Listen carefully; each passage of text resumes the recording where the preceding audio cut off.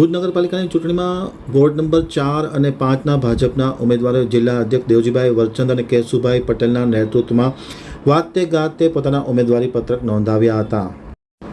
ભુજ નગરપાલિકાની ચૂંટણીમાં ward number 4 અને 5ના ભાજપના ઉમેદવારોએ જિલ્લા અધ્યક્ષ દેવજીભાઈ વરચંદ અને ધારાસભ્ય કેશુભાઈ પટેલ તથા શહેર ભાજપના અધ્યક્ષ મીત ઠક્કર અને સુરેશભાઈ સંઘારના નેતૃત્વમાં વાતે ગાતે પોતાના ઉમેદવારી પત્રક પ્રાંત અધિકારી ડૉક્ટર અનિલ જાદવ પાસે નોંધાવ્યા હતા.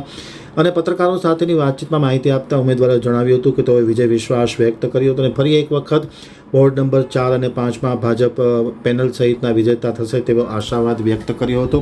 આજે વોર્ડ નંબર 5માં હિરેન રાઠોડને આજે સવારે ટિકિટ મળી હતી. તેમણે પણ પોતાની ઉમેદવારી નોંધાવી હતી. કૌશલ સુરેશભાઈ મહેતાએ પણ પોતાની ઉમેદવારી નોંધાવી હતી. મહેશભાઈ હંસરાજભાઈ વાણંદ અને નાનભાઈ હર્ષદ સંજોટે પણ પોતાના વાતે ગાતે ઉમેદવારી નોંધાવી હતી.